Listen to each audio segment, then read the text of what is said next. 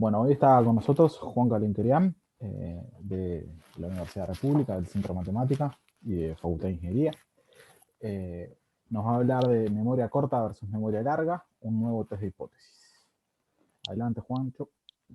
Bueno, muchas gracias a ustedes por estar ahí y darme la chance de darles una charla y obviamente a los organizadores que pensaba que eran Cacha y Chola, pero ahora veo que Nico también está ahí. Sí, Nico, gran No lo energía. tenía tan visible como le dije al principio.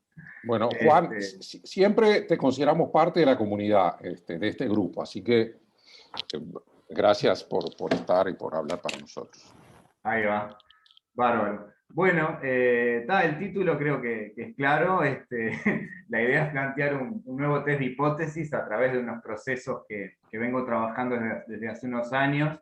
El trabajo es junto con Andrés Sosa. Y bueno, es un trabajo que primero que nada quiero aclarar que está en proceso, digamos. O sea, todavía no está terminado ni mucho menos. Pero creo que ya se puede contar más o menos qué hay hasta ahora y sobre todo, bueno, escuchar opiniones, comentarios, etc. Así que voy a arrancar con, este, con una presentación de lo que vamos a ver, básicamente.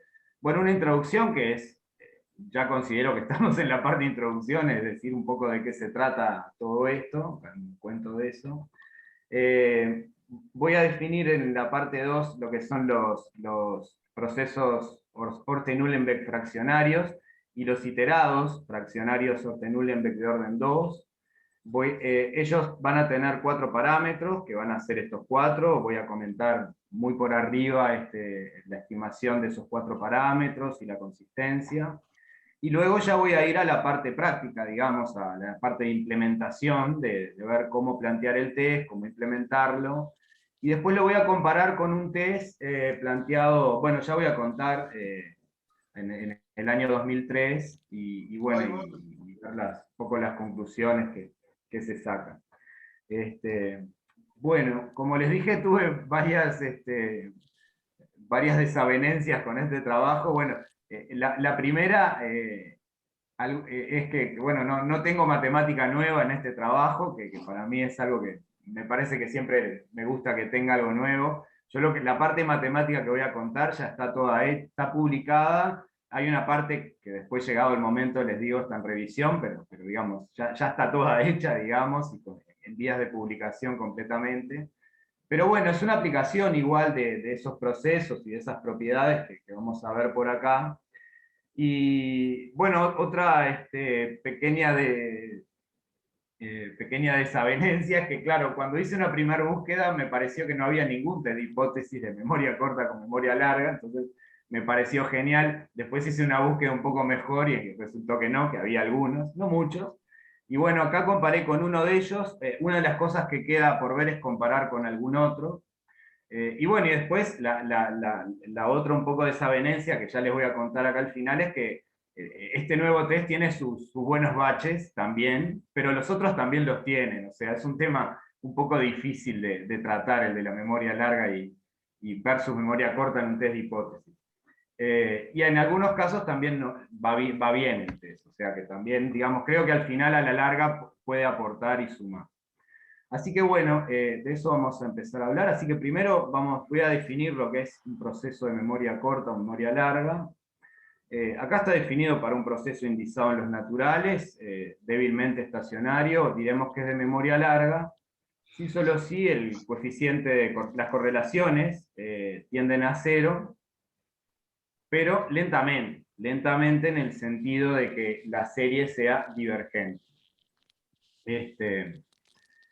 Hay varias definiciones alternativas que no son equivalentes a esta. Una tiene que ver con la densidad espectral, con que la densidad espectral sea de determinada forma, con un polo en lambda igual 0, de determinada manera con un exponente, que es lo que ocurre en los modelos ARFIMA y en algunos más, que aparece muy frecuentemente en modelos y en la práctica. Otra tiene que ver con la descomposición de Wald de un proceso.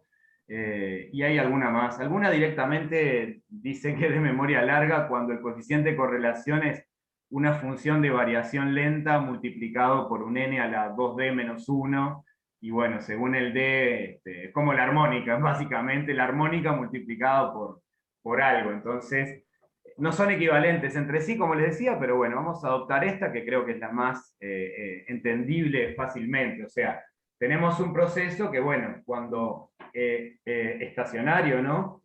Que cuando las distancias entre las observaciones tienden a infinito, van tendiendo a cero, pero lentamente. Así que a eso le vamos a llamar proceso memoria larga. Igual esta definición no va a aparecer, bueno, sí, va a aparecer, no digo nada, no muy explícitamente. Así que bueno, arranco definiendo los Orte-Uhlenbeck fraccionarios y luego los iterados de Orte-Uhlenbeck fraccionario. Para el Orte-Uhlenbeck fraccionario hay que definir primero lo que es un movimiento browniano fraccional con parámetro h. El parámetro h es el parámetro de Hertz. Es un proceso gaussiano, en principio puede estar indizado en un intervalo, pero bueno, es a tiempo continuo. Estos son los procesos estos que estamos trabajando, son a tiempo continuo. Un proceso gaussiano de trayectorias continuas, centrado, esperanza cero, y que tenga esta estructura de autocovarianza. Que bueno, esto generaliza el browniano, el browniano, porque cuando ponemos h igual a un medio en la fórmula esta, queda justamente haciendo la cuentita inmediatamente que esto queda S ínfimo t, por lo tanto este queda un browniano estándar. Todo movimiento browniano, recuerden que tiene incrementos estacionarios, y cuando h es igual a un medio, los incrementos son no correlacionados, y al ser gaussiano son independientes. Bueno, acá viene la definición. Voy a usar esta notación para el FOU, de orden, para el parámetro, para el proceso, digamos.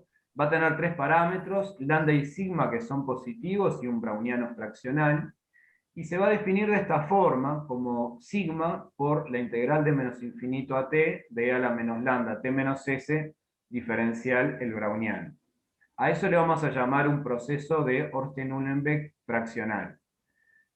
Yo no lo escribí acá, pero bueno, se puede probar que este proceso es la única solución continua y estacionaria de una ecuación, de una ecuación del tipo, lástima que no la escribí, pero diferencial xt igual menos lambda por diferencial t más sigma por diferencial el browniano, cuando uno aplica esto acá.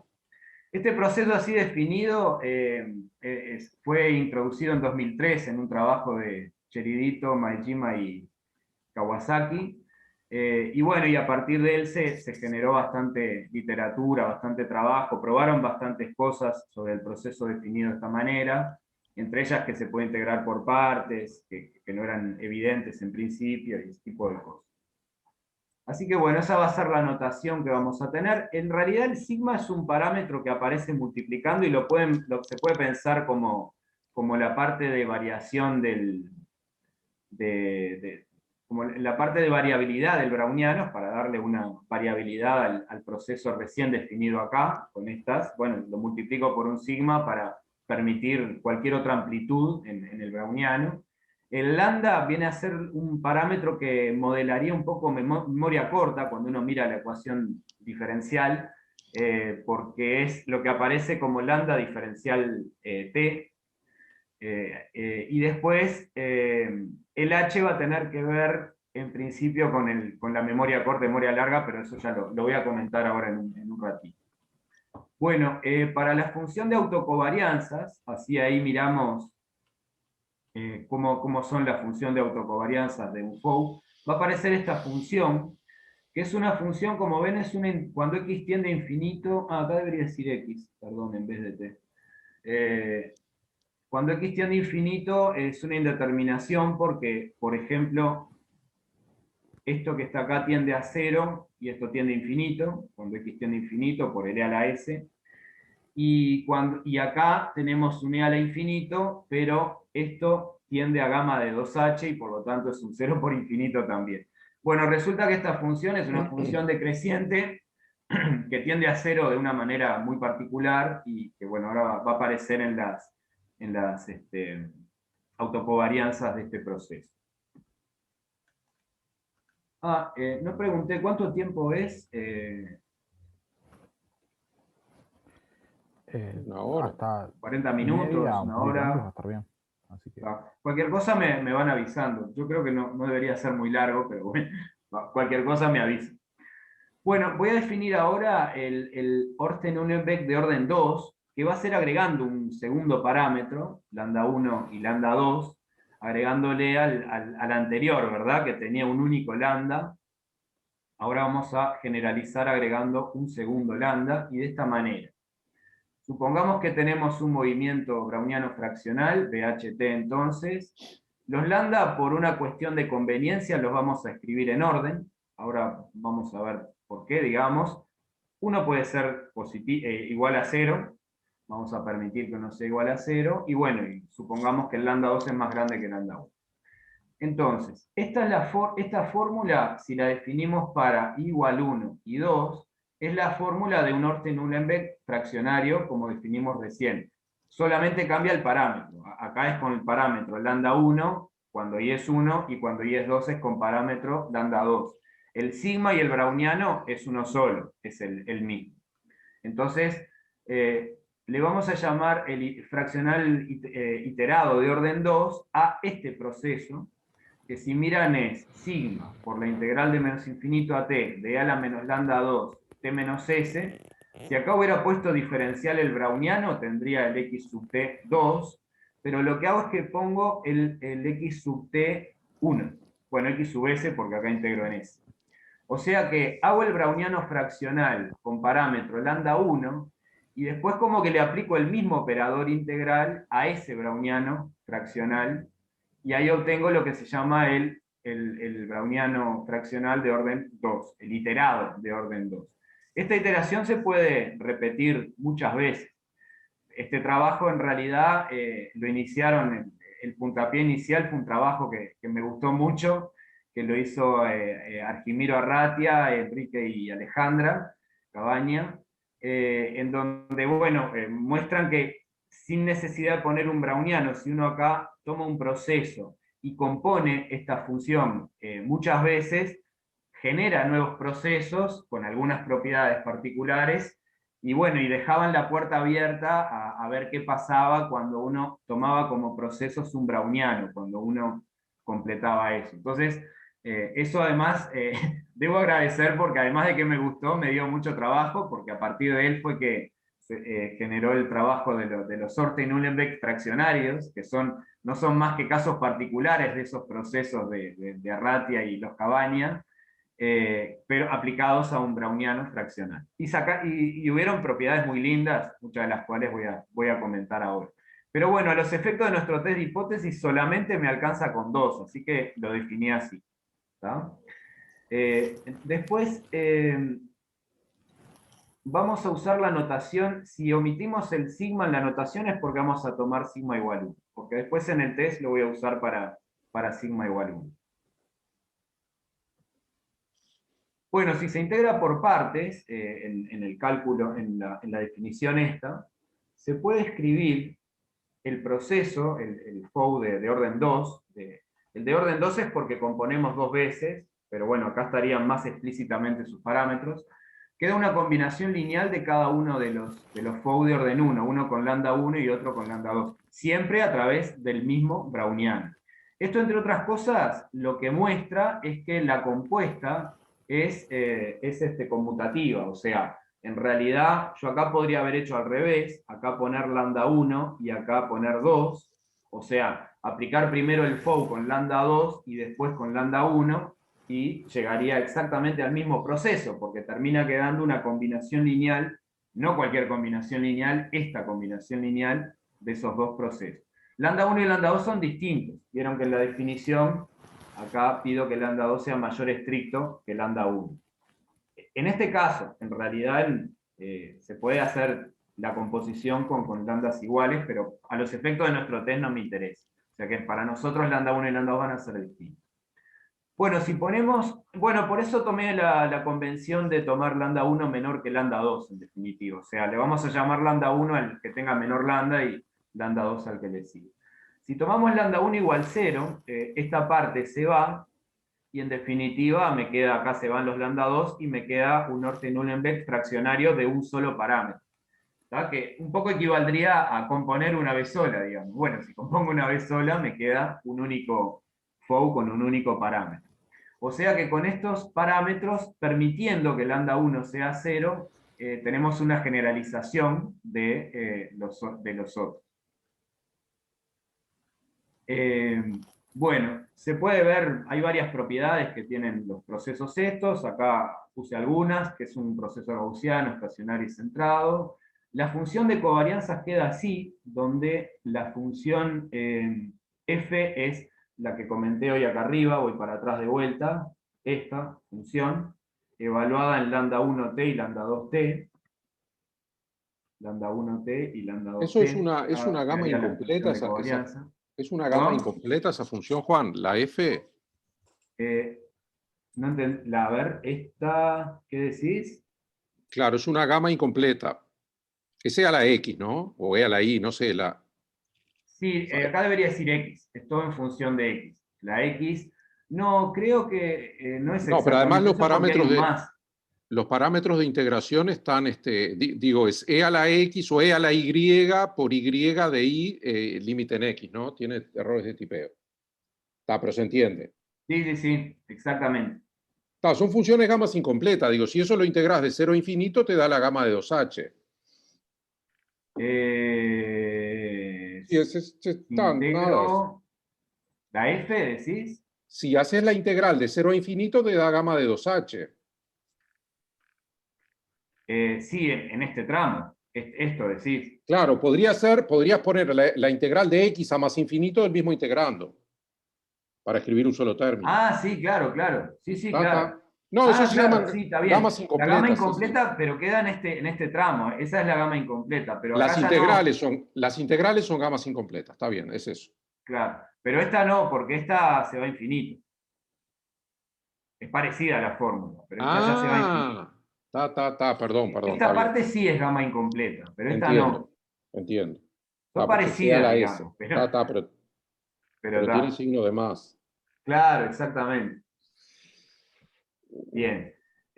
Bueno, entonces les decía que la función de autocovarianzas queda así. Esto está hecho en los trabajos, eso está publicado ya. En particular, bueno, cuando ponemos acá lambda 1 igual 0 para obtener la autocovarianzas del FOU, bueno, se va esta parte, lambda 1 igual 0, queda un lambda 2 a la 2h abajo por la f de h por esta constante, ¿verdad? Y eso es las autocovarianzas del FOU lambda sigma h. ¿Tá? Quedaría de esta forma. En definitiva, si yo quiero saber si un proceso de estos es de memoria corta o memoria larga, en definitiva lo que necesito es ver cómo es el comportamiento de esto cuando t tiende a infinito. Para ver cuando tomamos t igual n, bajémoslo a naturales, por ejemplo, cómo es asintóticamente esto cuando tomamos t igual n, porque esto va a ser una constante y cómo va a ser la serie de. Y bueno, una de las propiedades de la función f es que cuando x tiende a infinito, es aproximadamente esta constante para h distintos de un medio, porque si no esto se va, por x a la 2h menos 2. Y de ahí es cuando se deduce, o sea, en definitiva, esa es como una armónica cuando uno pone n, y en definitiva de ahí se deduce que cuando h es menor o igual que un medio, estos procesos son de memoria corta, la serie va a quedar convergente, pero cuando h es mayor estricto que un medio, son de memoria larga. El caso h igual a un medio, si bien no está contemplado acá, ya es conocido porque es el Orte-Uhlenbeck habitual, digamos. Ya es conocido que es de memoria corta. Entonces se deduce eso. Quiere decir que acá tenemos un proceso que cuando h es menor o igual que un medio es de memoria corta y cuando h es mayor que un medio es de memoria larga. Los FOU comunes y corrientes. Bueno, entonces, bueno, también tiene una fórmula de densidad espectral que me va a ser útil para estimar los parámetros lambda 1 y lambda 2, que puse acá la fórmula. Todo esto también ya está publicado. Y bueno, y acá viene un comentario un poco que quiero hacer, digamos, personal, un poco del trabajo, ¿no? De las cosas que pasan cuando uno investiga y eso, las cosas que van pasando. Yo todo esto me acuerdo que en la época que escuché a Enrique hablar de los Orte-Nulenbeck iterados de orden P, yo justo estaba trabajando en un proyecto de investigación en ingeniería, que al principio trabajó Marco también, y bueno, y también Marco fue importante en esa etapa mía de aprendizaje de estas cosas, a quien también le aprovecho que agradecerle, que creo que andaba por ahí.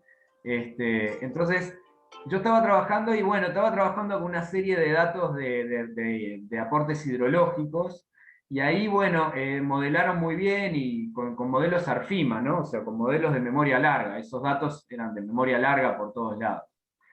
Y después conocí estos procesos, que ya ahora acabamos de ver que cuando H es mayor que 1/2 son de memoria larga.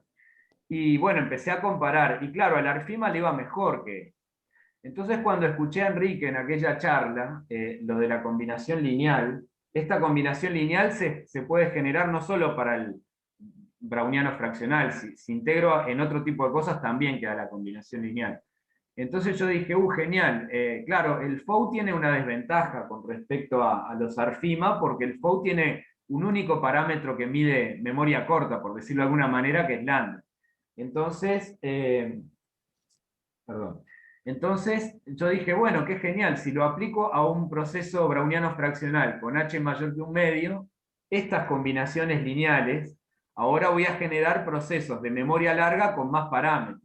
Y ahí no va a tener la ventaja del ARFIMA, que puedo elegir la cantidad de parámetros. Voy a poder yo también elegir la cantidad de parámetros. Pero bueno, una de las cosas que en su momento me resultaron decepcionantes, pero después me acostumbré a ellas y hasta me gustaron, es que resulta que, a pesar de lo que voy a leer acá al final, que a pesar de ser una combinación lineal de las funciones fh, que cuando h da mayor que 1/2 la serie da divergente, las autocovarianzas del FOU, resulta que tienen memoria corta cualquiera sea el h. O sea, digo, yo acá les decía que estos FOU iterados se escriben como combinación lineal de las F. Las Fs hacen que cuando h sea mayor que 1/2, las series de estas cosas sean divergentes. Sin embargo, cuando los itero, esta particular combinación lineal, y si te iterara con más, también pasa lo mismo, con más parámetros, resulta que queda una serie convergente cualquiera sea h. O sea que la parte divergente de esta multiplicada por esta constante y la de esta multiplicada por esta constante se terminan cancelando.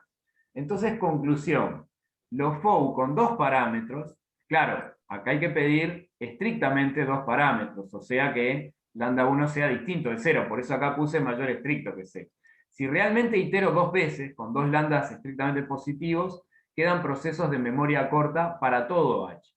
Conclusión, cuando h es mayor o igual que 1/2, esto es de memoria larga, y h menor que 1/2 es de memoria corta. Y cuando h es cualquiera, esto siempre es de memoria corta. Por otro lado, otra observación que aprovecho a hacer acá, es que en definitiva, este proceso es de memoria corta, pero también, si hago tender lambda 1 a 0, logro continuamente llegar a un proceso de memoria larga. O sea, consideremos h mayor que 1/2. Si yo tengo un h mayor que 1/2, tengo acá un proceso de memoria corta, porque es un FOU lambda 1 y lambda 2, pero si hago lambda 1 tender a 0, en la práctica, si elijo lambda 1 muy pequeños, se me aproximan a un proceso que ahora va a ser un FOU con un único parámetro de memoria larga. Entonces, de alguna manera, hay una suerte de continuidad también de la memoria corta a la memoria larga, que es un poco la idea en la cual está basada el test, que va a venir ahora en breve. Bueno, acá les muestro el gráfico de una CFH, que es a menos de una constante las autocorrelaciones del FOU para valores de h mayores que 1/2. Vean el caso, la curva negra es como tiende a 0 rapidísimo, la curva azul para h igual 0,6 un poco más lentamente, la roja un poco más lentamente, y bueno, al final con h igual 0,9 pareciera hasta ni converger al principio. Y sin Perdona, embargo, para h igual 1 ¿hay fórmulas o degenera? para h igual 1 no degenera ahí ya no da, ya no funciona. Porque el browniano fraccionario para h igual 1 lo podés definir, ¿no? Sí. Para h igual 1 se puede definir. No, Pero no es no, para h igual 1, porque es que aquí es 2h, ¿no? No se puede definir, da una línea. Bueno, Claro, pero lo puedes definir. Da una línea, porque es degenerado para h igual 1. Da correlación 1, digamos. Exacto. con h igual 1, sí, creo que sí. Ahora lo vi en algún momento, pero sí creo que sí. O sea, se puede definir, pero sí queda algo de... Sí, claro, con No h queda igual Lo que tocando. dice 1, Chiche, es degenerado. sí. No, pero la Sí, fórmula no degenera, el proceso degenera. El Pero la proceso fórmula, degenera. Exacto. Ahí va. Bueno, y acá, bueno, les muestro un gráfico para lambda 1 igual 0,5, lambda 2 igual 1,2 y sigma igual 1,3. No importa, esto no afecta a cambiar los lambdas y el sigma. Y vean cómo, a pesar de tomar h mayores que un medio, al final, a la larga, cuando tiende a cero, no se da cuenta. Las ACF, las autocorrelaciones de un Orte-Nullenberg fraccional. Bueno, ¿cómo se estiman esos 4 parámetros? Bien, entonces, bueno, para estimar, se estiman en dos pasos. Primero se estiman h y sigma con independencia de los lambdas, y luego se estiman los lambdas a partir de las estimaciones de h y sigma. Bueno, les comento brevemente, a ver la hora cómo estoy, pero por lo menos quería comentar rapidito cómo se estiman h y sigma. Bueno, para estimar h y sigma hay que estimar h primero. Para ello hay que definir lo que es un filtro de longitud k más 1 y orden L, que es como si fuera es un conjunto de k más 1 números, tales que el orden lo dice el momento, el primer momento que da distinto de 0. O sea, cuando tomamos L minúscula igual a 0, acá me queda que la suma de los datos, de los números estos es igual a 0. Cuando L es igual a 1, multiplicados por I, o sea, los momentos de orden 1 dan 0. Y así hasta L menos 1, y ya para L grande es cuando dan distinto de 0. Eso es un filtro, la longitud es la cantidad de elementos, y el orden es el primer momento que da distinto de 0 de ese conjunto de números. A partir de un filtro cualquiera, se puede expandir el filtro intercalando ceros, de manera que mantenga el orden, y ahora, claro, obviamente, aumenta la cantidad de elementos, prácticamente que la duplica, o 2k más 1. hay un sistema lineal atrás de eso, ¿no? Sí, exactamente. Bueno, y entonces se define ahora dada una muestra de datos, se define la variación cuadrática del promedio, en definitiva, bueno, K es un poco, porque acá hacemos con XY más J. Esto para verlo por primera vez, capaz que conviene tomar el filtro más fácil, el menos 1, 1. Tomar K igual 0, digamos, no, K igual 1, el menos 1, 1, y acá uno lo que estaría haciendo es restando cada dato menos el siguiente, digamos, ¿no? Cuando uno toma esto. Los va elevando al cuadrado y los promedia. Eso es la variación cuadrática de la muestra asociada al filtro. Claro, uno después puede elegir otros filtros bueno, y le vamos a llamar variación cuadrática, pero claro, asociada a ese filtro A, que está definido así. Y bueno, se puede probar entonces, que esto también ya está publicado, como les decía, Perdona, Juan, que si uno tiene una muestra ahora... Juan, una pregunta. Sí. Uno suma cuando da 0 todavía la longitud con las potencias. Suman la más grande que da 0. Exacto, el orden es la más grande que da distinto de 0, digamos. Y sumás en la primera que da distinto de 0. Sí. Está bien, entendí. Bien. Bueno, entonces ahora imaginemos que tenemos n datos, pero son una muestra de un proceso FOU. Acá le puse de orden P, pero bueno, sería nuestro FOU de orden 2 o el FOU de orden 1, el primero. Hay que pedir que el filtro tenga orden mayor o igual que 2, la longitud puede ser cualquier cosa, y hay que tomar delta n, que sería un poco el incremento, para algún alfa. Bueno, hay dos cuestiones. Cuando h es mayor que un medio hay que tomar un alfa de esta forma, o tomar alfa mayor que un medio cuando h sea menor o igual que un medio. y pedir que el intervalo de tiempo donde observo los datos tienda a infinito, y ahí hay fórmulas explícitas para H gorro y sigma gorro, que bueno, ahora como vamos a ver, esto es parte de un teorema, son convergentes. O sea, con esas fórmulas son consistentes, convergen casi seguramente a los valores H y sigma, y son asintóticamente normales, donde la estructura de covarianzas depende de H, de sigma y del filtro A. Tanto el H gorro como el sigma gorro. Estas fórmulas, para comentar un poco por arriba de dónde salen de un trabajo de Istas y Lang del 97, que son aplicables a procesos gaussianos con incrementos estacionarios. Y el H es el índice local de Holder del proceso. Y justamente, bueno, yo acá me olvidé de agregar la definición del índice de Holder. Sí puse la del variograma, pero a ver, igual todavía puedo evitarme hablarme por un momento el índice de Holder. Si tenemos un proceso y definimos el variograma de esta forma, como un medio por la esperanza de xs menos xs más t al cuadrado, el proceso al ser de incremento estacionarios, esto depende solamente de t, en definitiva es prácticamente, haciendo la cuentita inmediata, es como la correlación, pero bueno, restado a rho de cero. El proceso el trabajo de Istas y Lang muestran que si uno tiene un proceso gaussiano de incrementos estacionarios, como tenemos nosotros en los FOU, y la función variograma en un entorno de cero se puede escribir de esta forma, donde el d es el mayor entero tal que b es 2d veces derivable, o sea, acá uno pone la máxima derivada par, en definitiva, de la función variograma. Si lo escribe uno como esa función en cero, más una constante por menos 1 a la d, por t a la s, más 1 chica de t a la s, o sea, esto tiende a 0 cuando t tiende a 0, entonces en el programa, ahí prueban, bueno, no en el trabajo de Istas y Lang, esto es un libro de Ibragimov y Rosanov, prueban que si uno tiene un proceso gaussiano de esta forma, D más S sobre 2 es el índice de Holder local del proceso. Y los FOU tienen una descomposición de esta forma, por eso es que se puede aplicar el trabajo de Istas y Lang. Esa es un poco lo que les comentaba, muy por arriba. Entonces, por eso es que, acá está, yo acá les puse que los FOU de orden P, no importa si es de orden 2, 1 o el que sea, termina quedando, bueno, primero el D es 0, porque son no diferenciables en ningún punto. Así que el D sería 0.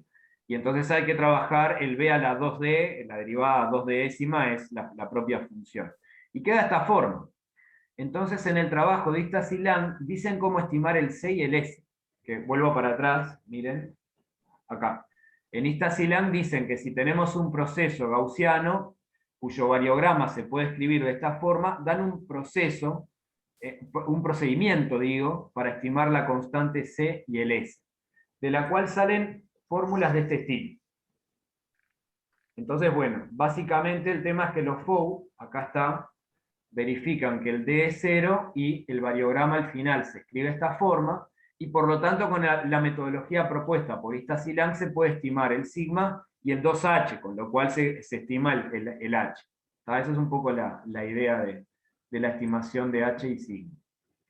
Ahora viene la parte de la estimación de los lambdas. Como vieron, H y sigma son totalmente independientes de lambda 1 y lambda 2.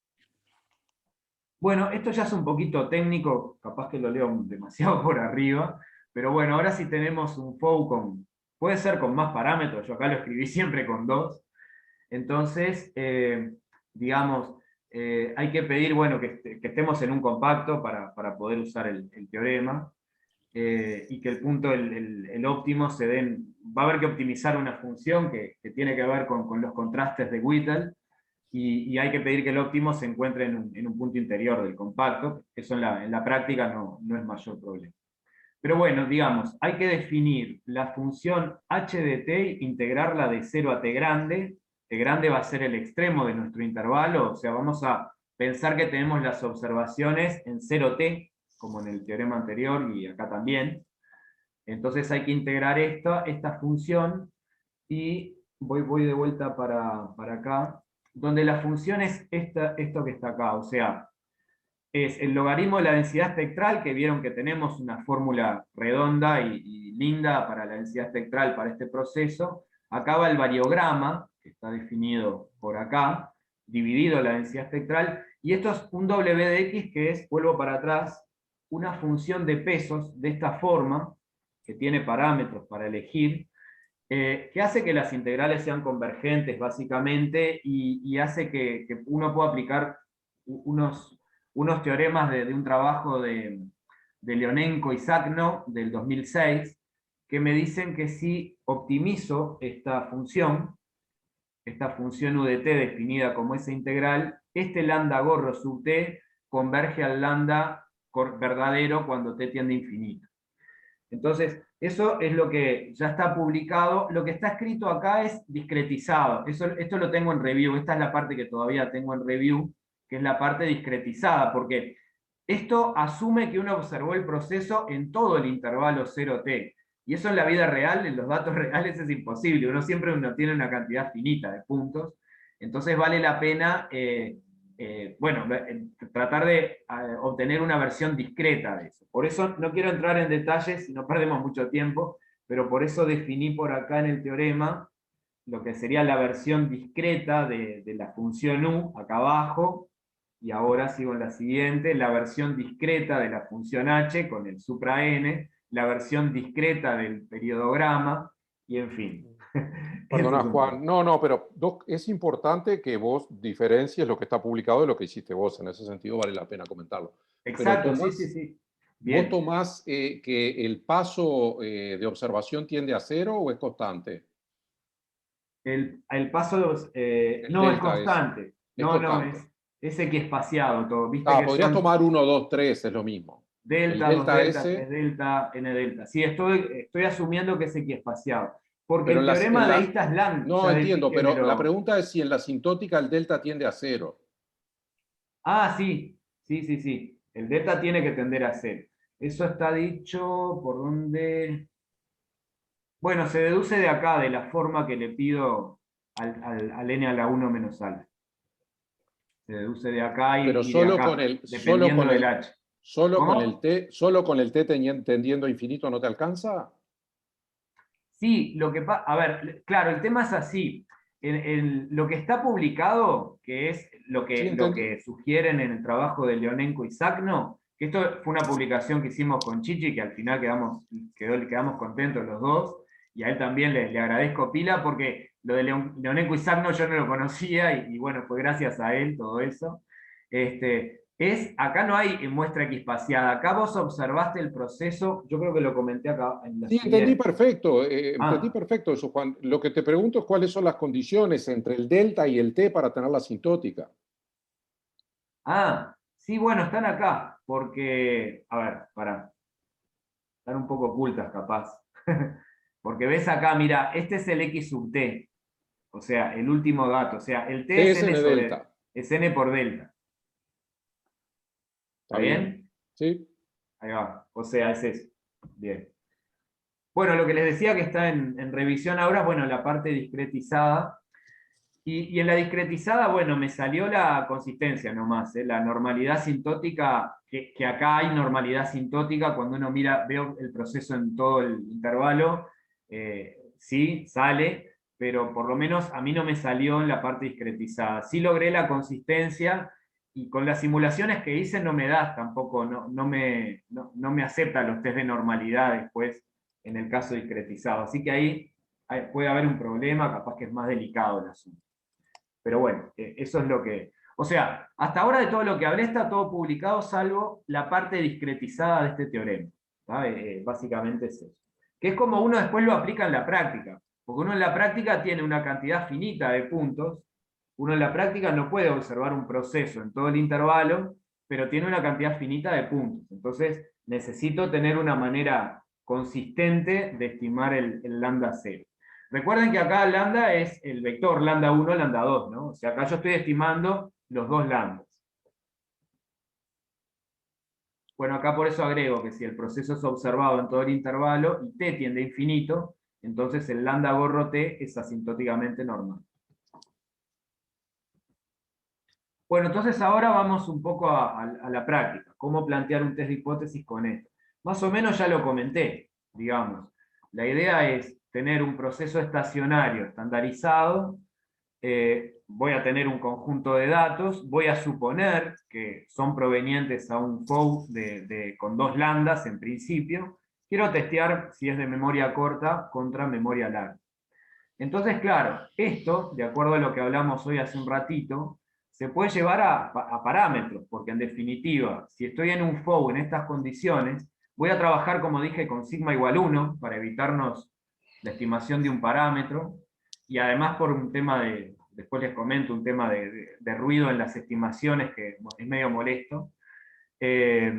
Decía que bueno, cuando lambda 1 es 0, que quedaba el FOU lambda 2, era de memoria larga cuando h es mayor que un medio. Entonces, memoria larga va a ser h mayor que un medio y lambda 1 igual 0, o sea, es un FOU con un único lambda y h mayor que un medio. O si no, bueno, si lambda 1 es mayor estricto que 0, ahí tengo un FOU y ahí para cualquier h va a ser memoria corta. Y si no, también va a ser memoria corta, acá hay un no, si h es menor o igual que un medio, no importa si lambda 1 sea 0 o no. Esto en realidad se puede poner como lambda 1 igual 0 y h menor o igual que un medio, o lambda 1 mayor estricto que 0, para escribirlo como una unión disjunta, por ejemplo. Entonces, bueno, es natural rechazar h0 cuando h gorro, tengo un estimador consistente de h y un estimador consistente de lambda 1, es natural rechazar h0 cuando el h sea suficientemente grande y el lambda gorro 1 sea suficientemente pequeño, o sea que no me distinga mucho del 0. Entonces la idea es rechazar h0 cuando esto, el supremo, bajo h0, ¿cierto? Bajo este conjunto de parámetros, siempre bajo la hipótesis de estar bajo un FOU, sea menor o igual que alfa. O sea, todo eso es muy, muy natural, bastante natural. Perdona, el lambda 1 es positivo, es mayor o igual que 0 siempre, ¿no? Bueno, en la definición original yo permito que sea 0. Porque No, así, no, 0 sí, pero negativo no. No, negativo No, no. no te converge. No, exactamente. El tema, hay problemas a veces con las estimaciones, porque cuando lambda 1 es un valor un poco pequeño, pila de veces cuando lo optimizás numéricamente te da valores negativos. Cuando optimizás la función del teorema anterior, ¿no? Que es Lo que pasa es que acá. distinguir Cuando optimizás esta función, Sí, sí. al final a veces te da negativo. Yo lo trunqué cuando hago el programita, No, está está bien. truncado para que me dé números. No, lo que pasa es que es muy difícil, si tenés un parámetro que sabés que es mayor o igual que 0, distinguir estadísticamente cuándo es 0 de cuándo no lo es. Eso. Ah, por supuesto. Sí, sí, por supuesto. Esa era una de las cuestiones que, bueno, no sabía que iban a pasar con el test. O sea, pero bueno, ahora igual vamos a ver que en algunos casos, por suerte, funciona, por lo menos. Pero sí está totalmente de acuerdo. Bueno, ¿cómo hallar estos valores de K y C? Bueno, más o menos también, más o menos salen, se puede ver más o menos intuitivamente. O sea, primero, digamos, quiero que la probabilidad de una intersección sea menor o igual que alfa, así que me voy a no complicar en primera instancia y voy a obligar a que la probabilidad de cada uno por separado sea menor o igual que alfa. Entonces, la distribución de H gorro es independiente de los lambdas, así que bueno, me agarro ahí la distribución asintótica del H gorro, que no depende de lambdas, y le hago el supremo para H menor o igual que un medio. Es natural que ese supremo se obtenga para H igual un medio, como suele ocurrir en todos estos casos, y ahí obtendría el K. Y para el lambda gorro 1, para el C es un poquito más delicado, esto está hecho vía simulación, el resultado pero intuitivamente intuitivamente no, lo que ocurrió, aunque hay algo de intuitivo en esto, es que si yo le llamo, esta probabilidad va a terminar dependiendo del umbral C, que voy a querer definir para la prueba, de los lambdas y del H. Recuerden que sigma no lo tenemos. Entonces, esto lo hice un poco intuitivo, aunque más o menos con simulaciones está más o menos comprobado, que esto se obtiene este supremo cuando vamos a estar en H1, en H0 quiero decir, se obtiene cuando me es más difícil discernir entre H0 y si H0 o H1 es verdadero. O sea, cuando H es un medio y cuando la diferencia entre el lambda 2 y el lambda 1 es lo más grande posible.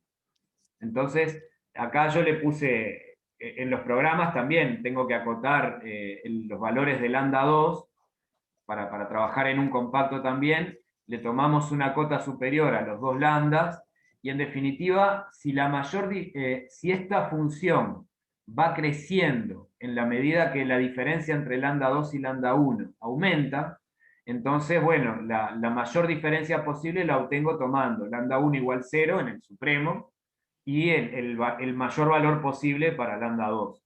Eso es lo que, así es como está implementado el test ahora cuando muestren las simulaciones y todo. O sea, estoy encontrando el valor de C, tomando, el lambda gorro lo tomé como 1, simplemente. No hay mayores diferencias si tomo otros valores de lambda, más o menos está visto eso. Y entonces el C está obtenido de esa manera. ¿Tá? Esa es un poco la idea. O sea, con esto simplemente quería mostrar que, bueno, que el H, el K y el C se pueden hallar numéricamente. Acá muestro unos dibujitos, creo que el que más vale la pena es el que viene. Acá ven, les muestro cómo ven, tomé lambda 2 igual 5, por ejemplo. Esto es para H igual 0,5, pero para otros H es parecido el funcionamiento. Estoy mirando la hora. Pero bueno, creo que en 10 minutos más o menos liquido. Con H igual 0,5 decía, con otros H es parecido. Tomo lambda 2 igual 5, no pasa nada si tomo otro también. Y voy viendo las diferencias con lambda 1 y lambda 2. Entonces, acá tenemos lambda 1 igual 3, que ahí la diferencia entre 5 menos 3 es 2, es la curva negra, que es esta. Lambda 1 igual 2 va a ser la curva azul. Lambda 1 igual 1 es rojo, y lambda 1 igual 0 es marrón. O sea, la máxima diferencia entre lambda 1 y lambda 2 se da en la curva marrón, y como ven, a mayor diferencia la curva va quedando más chata. ¿Qué gráficas hay, Juan, que me perdí? Sí, perdón, no lo dije. Lo dice acá, pero no lo dije. Acá hay 100 simulaciones de una muestra X espaciada en el intervalo 0-100 de un FOU con estos parámetros. O sea, Sí. veo 100 valores de lambda gorro 1. No se ve mucho el gorrito acá, o sea, la estimación de lambda gorro. Digo es un poco para justificar... Ay, perdón, ¿qué estoy haciendo? Quiero un poco justificar esto de por qué tomar el C como 0 y lambda gorro, como la mayor distancia entre lambda 2 y lambda 1. Para ver cómo el supremo de la probabilidad lo obtengo ahí. Quería justificar un poco con este gráfico. Entonces, si uno pone un C por acá, por ejemplo, pongamos un C igual, no sé, 0,2 por decir algo, entonces si mira cuál es la probabilidad de que lambda gorro 1, cuando en la curva marrón sea menor o igual que C, es mucho más alta la probabilidad de que, del caso de la curva marrón que las demás curvas. O sea, eso es lo que prueba un poco que el supremo se obtiene cuando la distancia entre lambda 1 y lambda 2 es máxima. ¿Qué hay en el eje Y? ¿Qué es lo que pones? 0, en el 1, eje Y son los valores de los lambda gorro 1, son las observaciones. En realidad no es tan trascendente los valores estos, digamos, bueno, sí, son trascendentes en el sentido que estoy buscando el C. O sea, yo para calcular esta probabilidad estoy simulando 100 lambda gorros 1, y la probabilidad, si yo me defino un valor de C, voy a querer ver el porcentaje de lambda gorros 1 que son menores o iguales que ese valor de C. Entonces, si yo marco un C por acá, tomando en el caso con lambda 1 igual 0, que es la máxima distancia que tengo acá, es donde obtengo la mayor probabilidad de tener lambda gorro 1 menor o igual que C, porque tengo mucho más datos menor o igual que C en la curva marrón que en las demás curvas. ¿Está bien ahora eso? Yo te creo. Bueno, No podemos quedar toda la charla discutiendo un detalle. Por eso digo, no, pero está bien, dale, seguí. está bien. Quiero ver los datos. Bueno, la implementación, La idea es tener una serie observada, entonces, la idea es ajustarle un FOU con estos parámetros. Como quiero omitir el sigma, voy a pedir a los datos que sean estandarizados, por ejemplo, tal vez dividiendo entre la media muestral para que queden acotaditos y poder trabajar con sigma igual 1, o con un sigma fijo, digamos, que podría estimarse por otro método, pero pediría una cosa así para trabajar solo con estos 3 parámetros. Y hay un tema que es crucial, y es la elección del t, porque yo en la vida real tengo datos, pero no tengo, o sea, intuitivamente tengo un intervalo de tiempo, cuando los datos son mediciones en tiempo, pero lo que he visto ya, que eso también está en el otro artículo en revisión, es que depende mucho de t, o sea, yo tengo libertad de elegir la unidad de medida con el cual voy a medir estos datos, con el cual voy a meter estos datos en un intervalo de la forma 0t, y esa libertad la voy a aprovechar para ajustar lo mejor posible. O sea, acá hay un parámetro que es muy importante a elegir correctamente, que es el t. Y ahora, bueno, voy a comentar. ¿Qué criterio usamos para elegir el valor de t?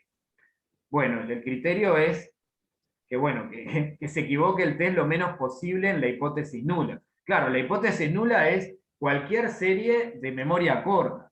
Bueno, lo que trabajamos son con las series de tipo ARMA PQ, que son de memoria corta, para valores de PQ 0, 1 y 2, y para el ruido fraccional gaussiano con h menor o igual que un menos.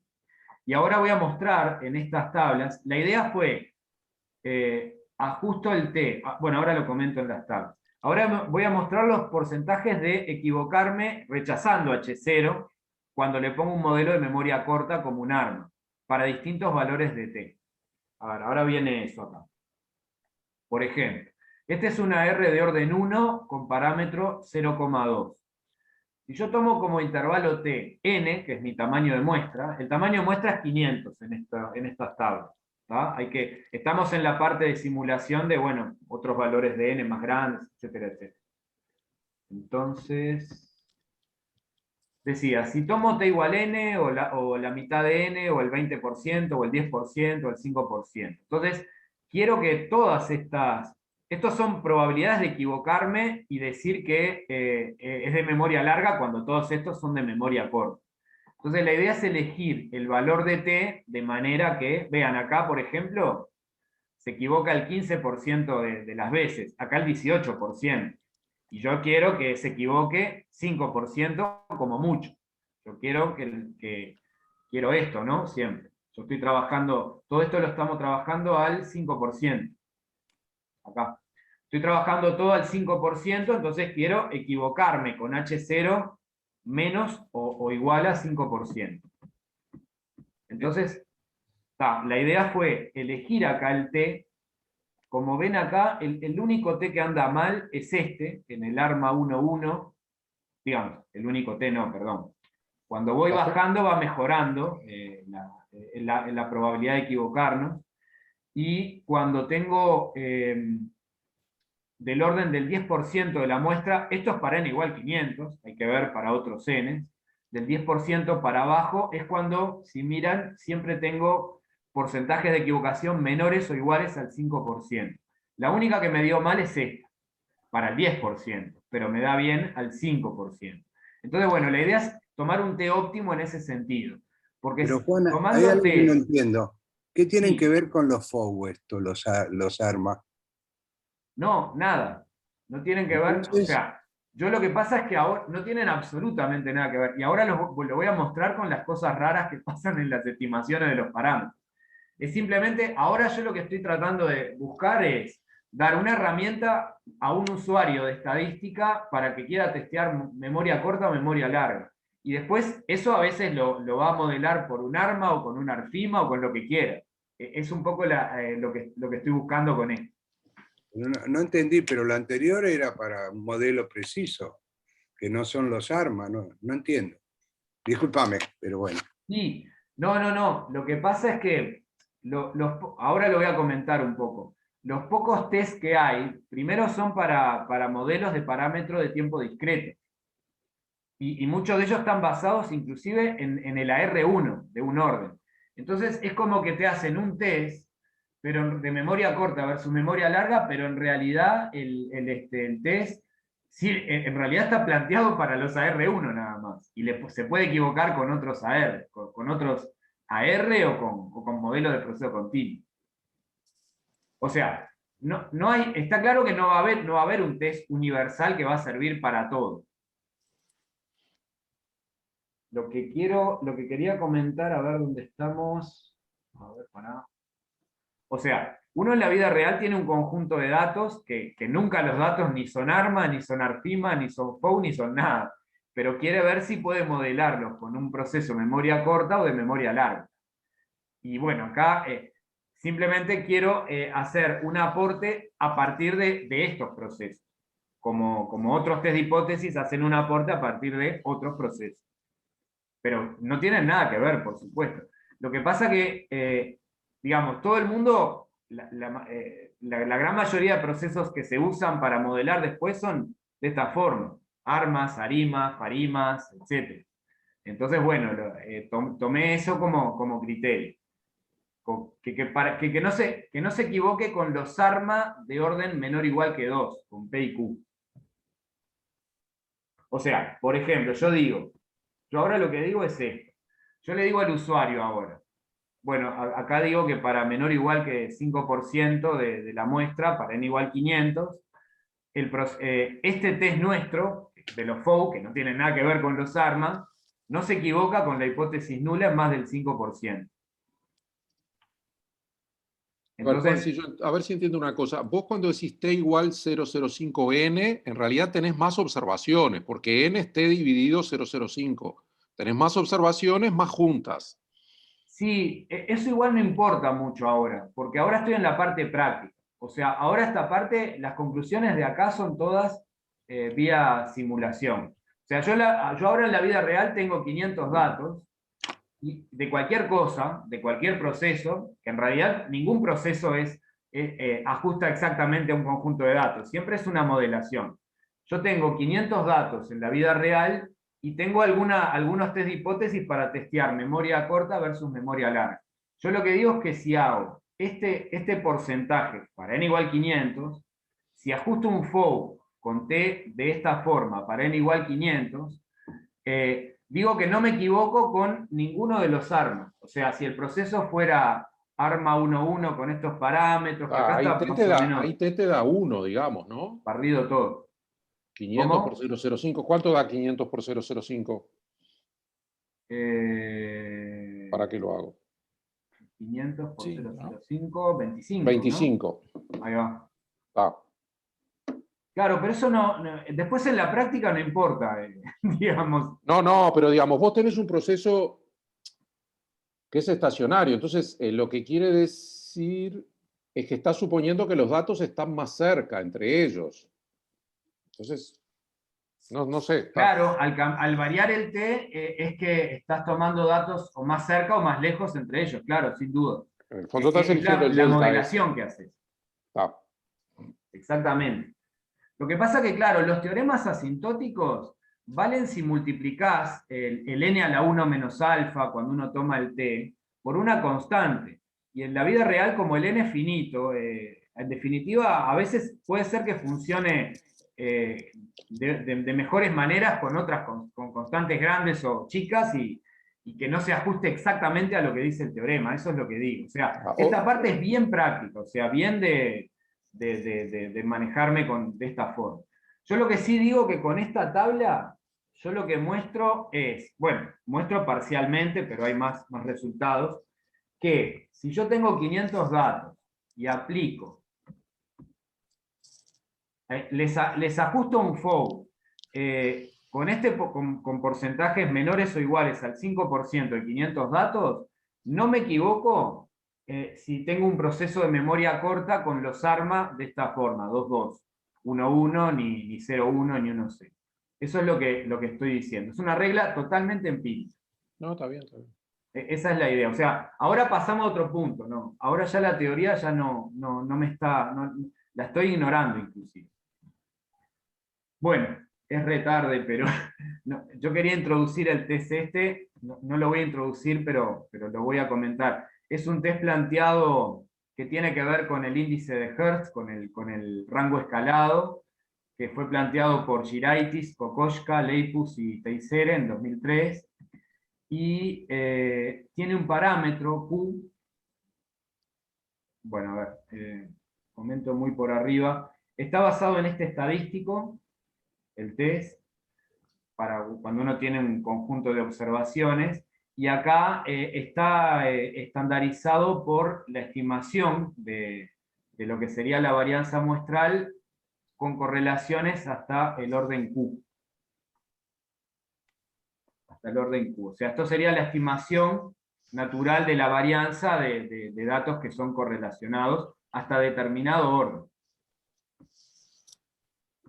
Y bueno, a la hora de la comparación hice lo mismo, o sea, acá tenemos, este es el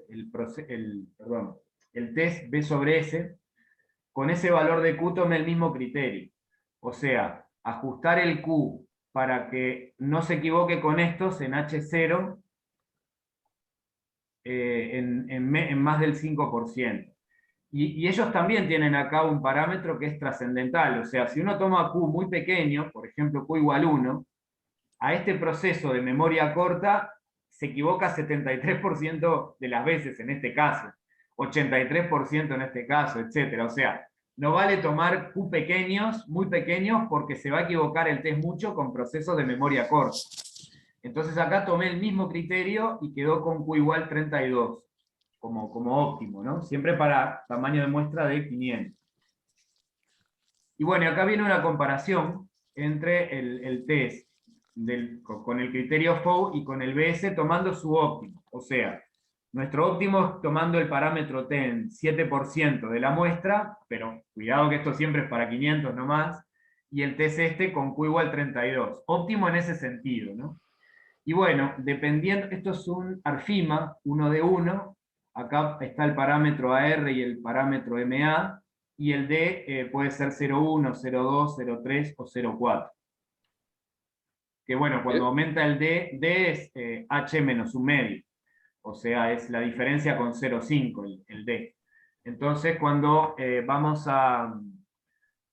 vamos variando el D, aumenta la memoria larga, ¿no? Eran los gráficos de hoy, ¿se acuerdan? La curva verde que quedaba por allá arriba. Y bueno, para n igual 500, como ven acá están un poco mezcladas las cosas, pero en la medida que va aumentando el parámetro de memoria larga, el FOU en todos estos casos le gana. Cuando le gana muchas veces drásticamente, como acá.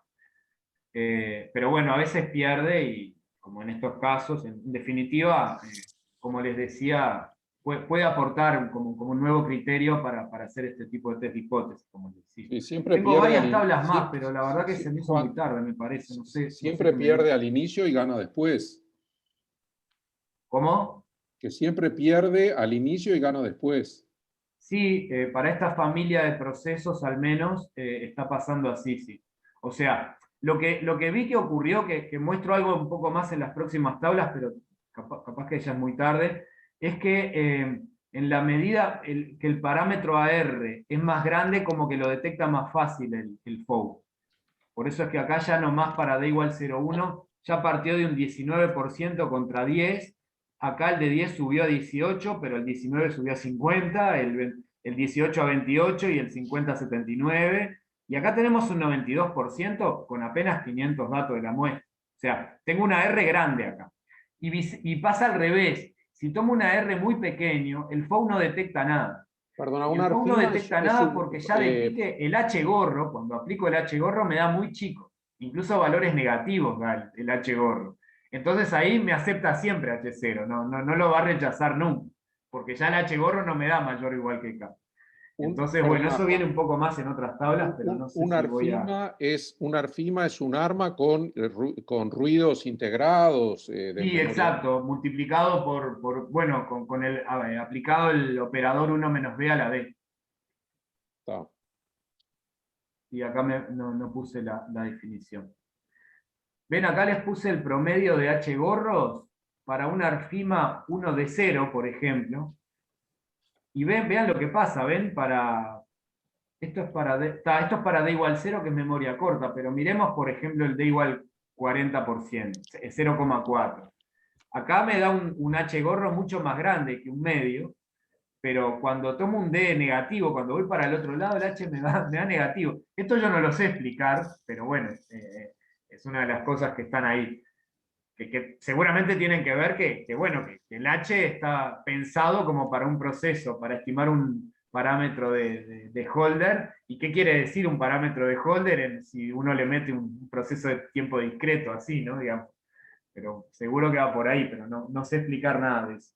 Pero claro, lo que quiero mostrar con estas tablas, que cuando el parámetro AR lo pongo chiquito, incluso positivo, como acá, el H gorro me da positivo, entonces siempre va a aceptar H0. Acá tengo memoria larga, pero acá me acepta H0, acá se equivoca. Necesito ir agrandando este parámetro para que empiece a detectar, digamos. Esa es una de las carencias que tiene el test. Bueno, acá hay otro, pero no quiero... Acá hay otro ejemplo más, también medio mezclado. Otro más, ese que falta. Y esto prefiero capaz no sé si comentarlo, pero... No sé cómo estoy de tiempo, hay un mensaje en el chat, pero... No, Alejandra saludó. Podría ir dejando por acá de repente. Puse al final algunas conclusiones preliminares o reflexiones que estuve viendo con todo esto. Primero, que el test existente es más estable, el del FOB es un poco más volátil, tiene un comportamiento más regular, en ese sentido es mejor el BS. Una posible ventaja para el usuario, pensado en términos prácticos, es que el FOB es muy conservador con H0. O sea, si yo quiero modelar por memoria corta o memoria larga y aplico un test de hipótesis para eso, al FOB le cuesta más darse cuenta que está... O sea, el test este se equivoca más con H0 que el FOB, dicho de otra manera. Se equivoca más con H0. Hay series de memoria corta que le he metido, que no me dio el tiempo de agregar, que el test BS se equivoca y el FOB no, gracias a que el H me da muy pequeño. Entonces, en ese sentido, si uno, el usuario, está preocupado por decir, bueno, quiero estar seguro, si rechazo H0 quiero estar muy seguro, que eso es aplicable en la vida real con los test de hipótesis, en ese sentido el FOB es más conservador. Entonces, eso puede ser una ventaja, puede ser visto como una ventaja de usar este criterio. En cualquier caso, yo creo que es complementario, porque me parece que vale la pena, me parece que puede aportar un extra, un test distinto que viene por otro lado. No me parece que sea uno contra otro, ni mucho menos, ¿no? Porque en términos generales me parece que funcionó mejor. Pero de repente creo que puede tener una ventaja por ese lado. Una desventaja grande es, bueno, por lo que les dije hoy, si uno pone procesos puros de memoria larga, como un Arfima 0 de 0, que no tiene parte de memoria corta, digamos, ya directamente no los detecta, porque cuando tengo los parámetros pequeños, como les decía acá en los AR y los MA, el FOB no lo detecta, porque los H me dan muy pequeños. Entonces, falla mucho en esto. De todas maneras, en la vida real es muy raro conseguir aplicaciones con una firma 0D0. En general, siempre hay parámetros que modelan la parte de memoria corta. Pero bueno, en fin, está claro que es una desventaja de los FOU que a procesos teóricos puros como este va a andar mal. Va a aceptar H0 cuando son de H1. Y bueno, está básicamente eso. Acá al final puse un poco eso, que puede ser útil como complementario al test está hecho por otro lado. Sobre todo cuando H gorro toma valores mayor que un medio. Porque si da menor que un medio, capaz que estamos en un proceso de memoria larga, y ahí capaz que lo detecta el BS y no el FOB, porque el H me dio pequeño, pero en fin. Así que bueno, terminaría por acá. Perdón que me pasé mucho, me parece, pero nadie me dijo nada, así que... Bueno, muchas gracias, Juan. Bueno, gracias a ustedes. Ahora abrimos el espacio de preguntas o comentarios. Ya hubo bastantes durante la charla, pero quizás alguno más se quiera colar ahora. Ricardo dice. Sí, Juan, yo sigo sin entender una cosa, ¿sí? si hicieras una simulación entre dos FOU, ¿sí? Yo entendería, porque bueno, tenés una teoría para eso, modelaste con eso, pero lo que no entiendo es, después lo aplicás a modelos que no son FOU, que no tienen nada que ver con lo que hiciste antes. Y entonces no entiendo la justificación de por qué deberían funcionar. Bueno, sí, uno puede probarlos, pero en el fondo, digamos, tenés un test para un problema y se lo aplicás a otro. Bueno, se lo aplico a otro justamente para pararme en un caso desventajoso, a ver cómo va, digamos. Un poco apunta también un poco a eso.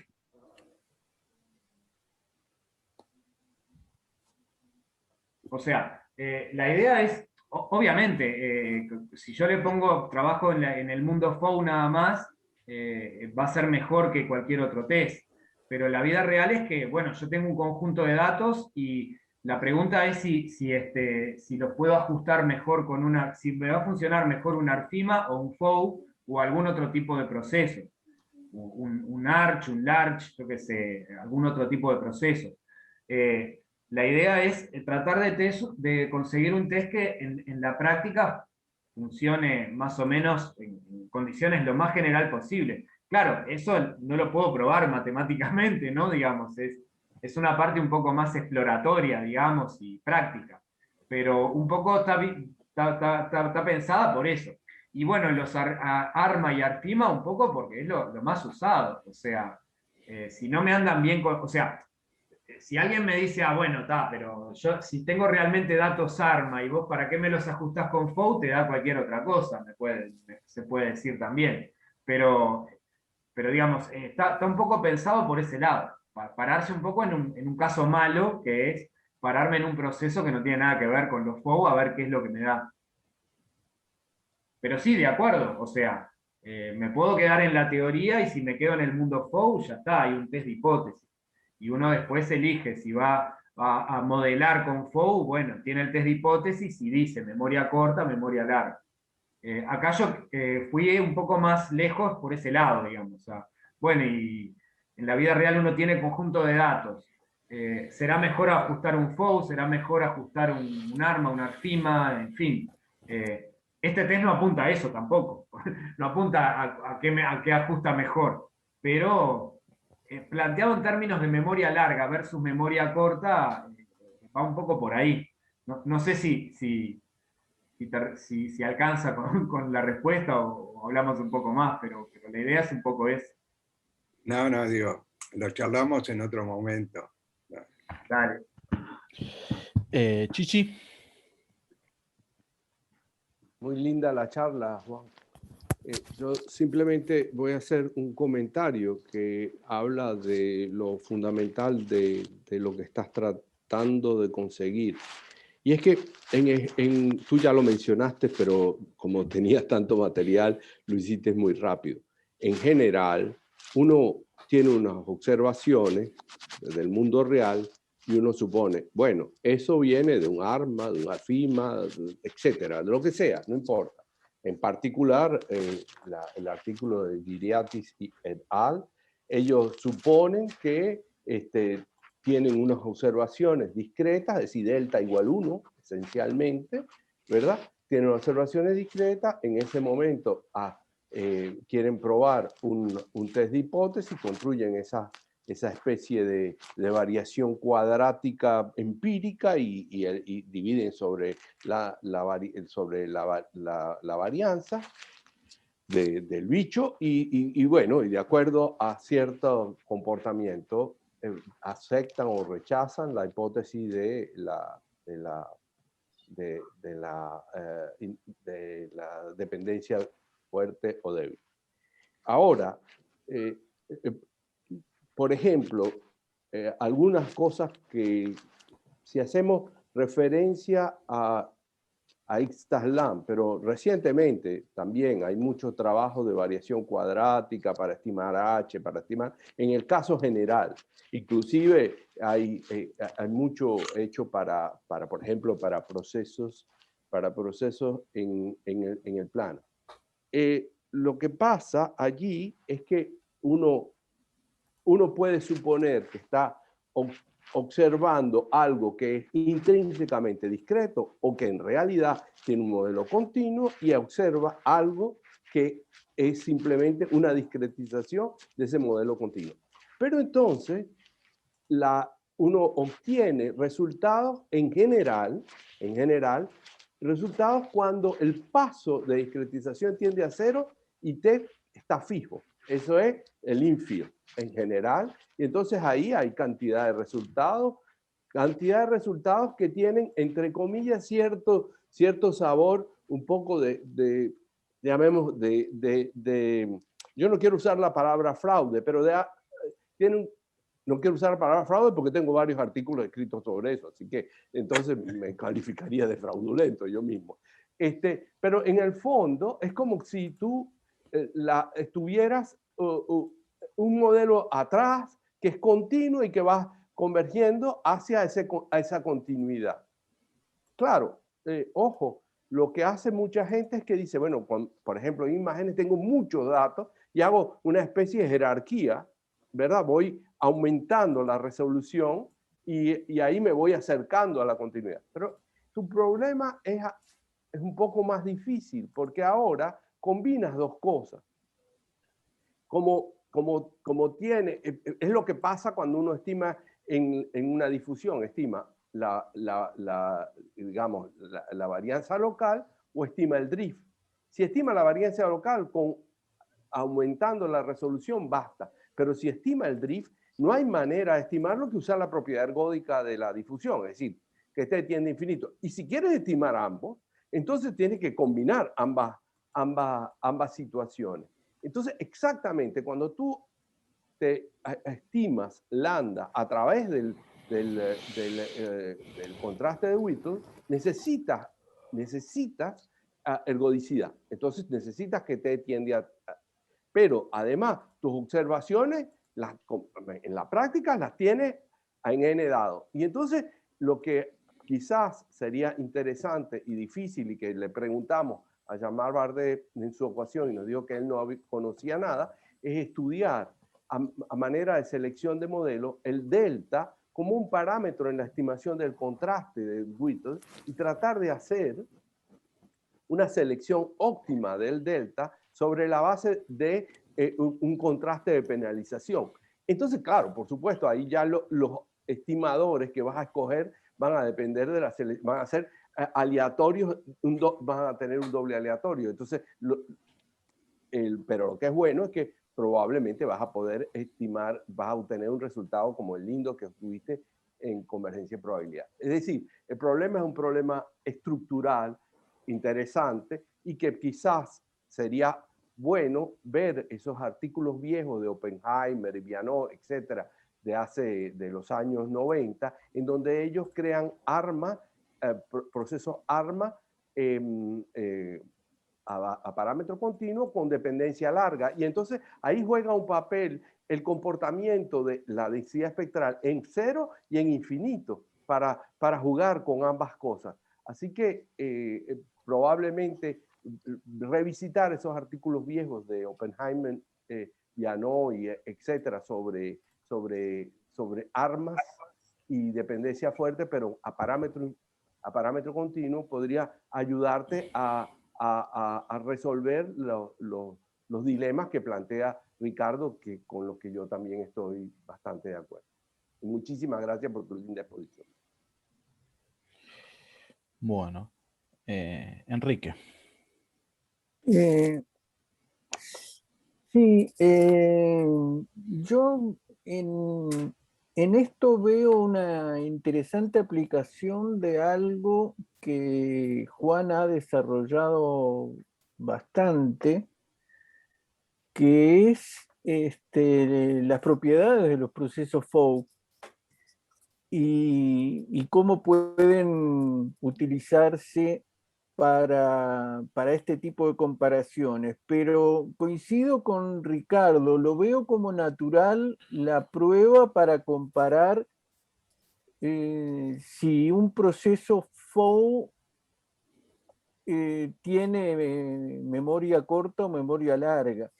Pero en general, si uno quisiera aplicarlo a una familia más amplia de procesos, lo que se me ocurre más pertinente sería buscar, no comparar con FOU, porque los FOU solo excepcionalmente para una situación muy particular, y que es cuando el FOU 2 en realidad es un FOU 1, está en una situación y todos los demás están en la otra situación de memoria corta.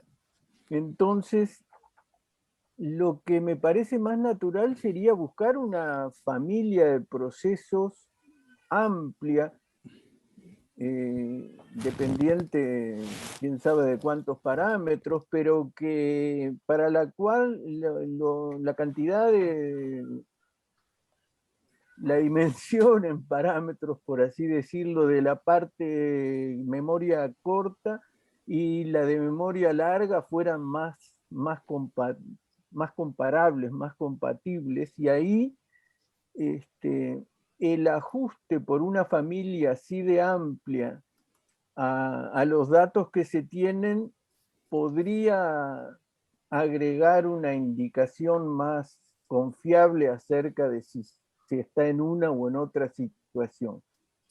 Pero comparar cualquier familia de procesos cuya modelación podría ser de otra naturaleza, con esta familia tan reducida, en alguna manera, tan especial de procesos que son los FOU2, me parece, como dije, interesante en la medida que estamos aplicando un conocimiento desarrollado sobre esa familia FOU.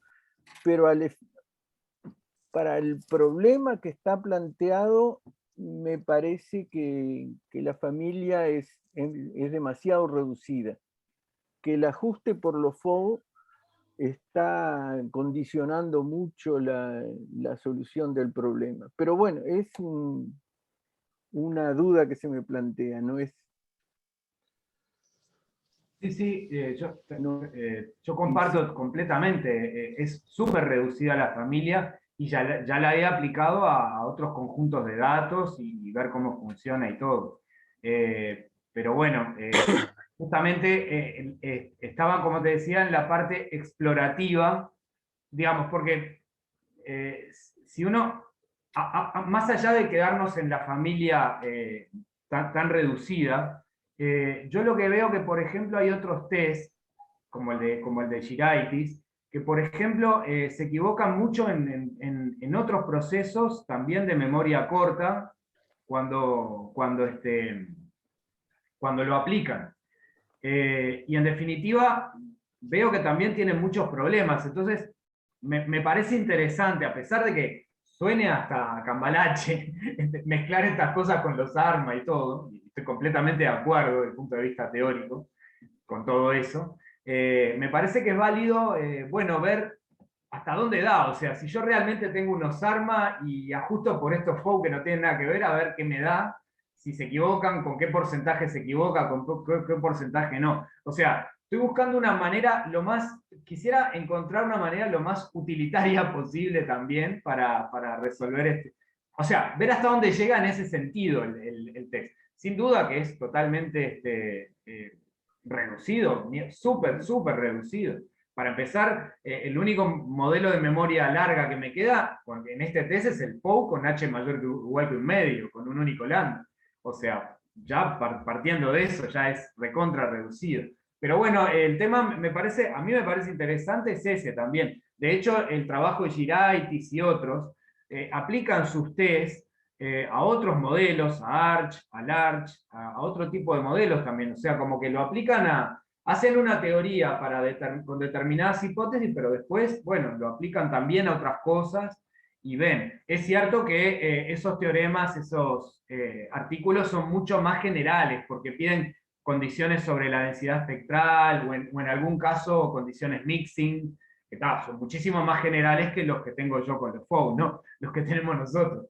Pero bueno, me parece que igual siempre es válido decir, bueno, ver hasta dónde llega desde el punto de vista práctico.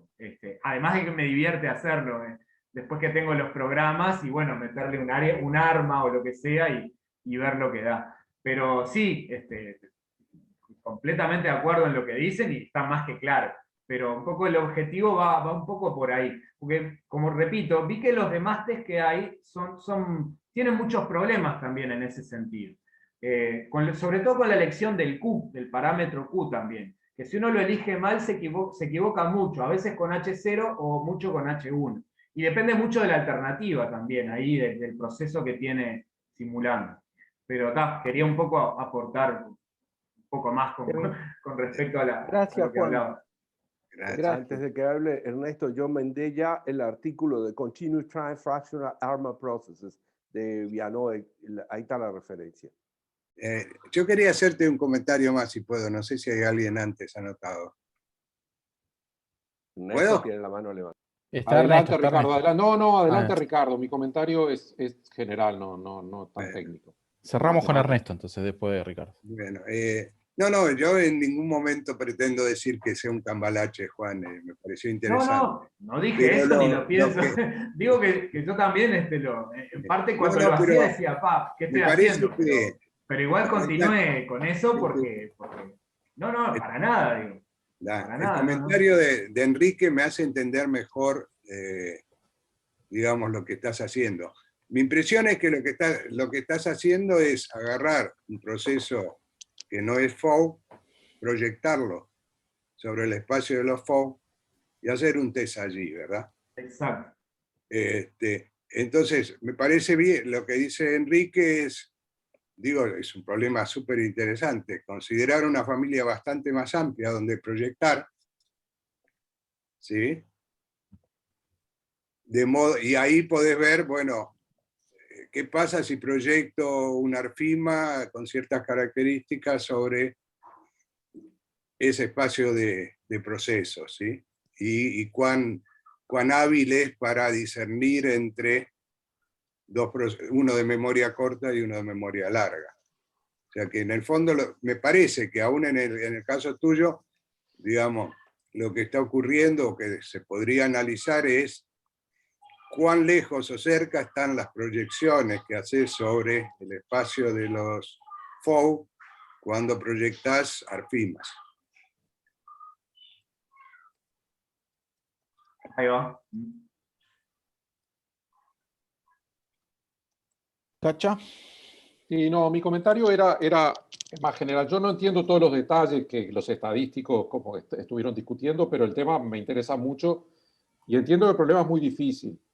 Ahora, en lo que hace Juan cuando pone estructura se mezcla la variación en corto plazo del proceso con la variación a largo plazo, pues son modelos paramétricos, ¿no? Pero a uno, si le interesa la memoria larga, entonces lo que le interesaría es ver si la integral de la correlación converge o diverge. Ese es el problema, ¿no? Ahí va. Ahora, ese problema es insoluble, es tan difícil como que cuando uno tiene una muestra, problema que a mí me gustaba pensar cuando estudiaba con Enrique todavía, uno tiene una muestra de la teoría simple y quiere saber si el primer momento es finito o no de esas variables. Digo, ¿cómo hace uno? No puede. Ahora, lo que se me ocurre proponer para atacar ese problema, el de la integral, es un test secuencial que en una familia de procesos gaussianos, de trayectorias continuas, diferenciables, lisas, quiero decir, voy realmente a la cola, en la familia uno pueda controlarla, porque está claro que pasan muchas cosas. Y el test secuencial pararía en el momento en el que uno puede distinguir si la integral esa va a converger o diverger, digamos. Estoy planteando otra cosa que lo que hace Juan, pero el problema es muy difícil. Y eso está vinculado con parada óptima, porque una de las aplicaciones de parada óptima más populares son en finanzas, pero el origen verdadero es en test secuenciales, digamos. Uno hace el riesgo de Bayes y encuentra dos niveles para el cociente de verosimilitud que está observando, y cuando toca uno se queda en la hipótesis nula y cuando toca otro se queda en la otra hipótesis, y así minimiza la suma de los riesgos, en fin, hay todo un enfoque de eso.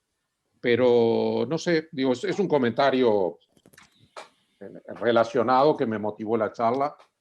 Y yo creo que lo que está oculto es que el problema es muy difícil. Me parece que eso... No, sí, está claro. Y está más, no me dio el tiempo de hablar, pero en los pocos papers que hay, también hay también un poco lo que decía Chichi, que una palabra, viste, que hay cuando lo decía medio jocosamente lo de fraude, cuando uno mira los otros artículos que hay, cómo lo aplican a veces a datos reales, también hay una cuestión ahí que al final terminan eligiendo un Q que hace que se equivoque, o sea, le aplican el primer test de hipótesis que hay justamente lo hizo Law y fue en el Journal of Econometrics, o en Econométrica, uno de esos dos, no me acuerdo ahora cuál, y justamente se lo aplicaba a activos, y bueno, y decía, por ejemplo, bueno, que en realidad en los activos que se veían, que había indicios de trabajos anteriores de memoria larga, pero que él diseñaba un test, y que el test de Law justamente le daban de memoria corta. Y después, pocos años después, vinieron Tversky, Takú y Willinger, hicieron un trabajo de simulación con ese test y dijeron que se equivocaba pila. El artículo se llama A Critical Look of Law Test o algo así. O sea, es recontra difícil el problema. Entonces, hay que ahí, bueno, no sé, es parte del conocimiento, digamos. Entonces, Claro, pero está bien, pero lo que yo digo es que la secuencialidad lo que te elimina es el problema de la elección esa que vos tenés, ¿entendés? ajá. No tenés que elegir el T, porque vos, como es, sampleás hasta llegar a un nivel. Entonces, Ahí va. no decís, tengo 500, ¿qué pasa con 600? Yo qué sé. Pero, Porque la idea subyacente es que en un problema donde las hipótesis están muy cerca o son muy difíciles de distinguir, puede ser que vos te das el lujo de tomar muchas observaciones y vos parás cuando distinguís. lo interesante de lo que tú estás diciendo, Ernesto, es que el contraste de Whittle que utiliza fuertemente en su desarrollo teórico Juan, en realidad es equivalente a la verosimilitud gaussiana cuando lo desarrollas asintóticamente. Es un trabajo viejo de Dacuña que hace eso. Entonces, probablemente hacer el cociente de verosimilitudes a través del cociente de verosimilitudes de Whittle podría efectivamente hacer un test secuencial de tocar cuando toque a cualquiera de los dos lugares. Podría te ser quedás muy en una o en la interesante. otra, sí. Además estamos buscando dónde meter la parada óptima. Bueno, le agradecemos a Juan de nuevo. Bueno. Cortamos nada. Gracias a ustedes. No, Perdón Juan, que me pasé mucho, me parece el no, horario. no, bárbaro, me encantó cuando te acordás lo que pasó, yo dije, se está llenando y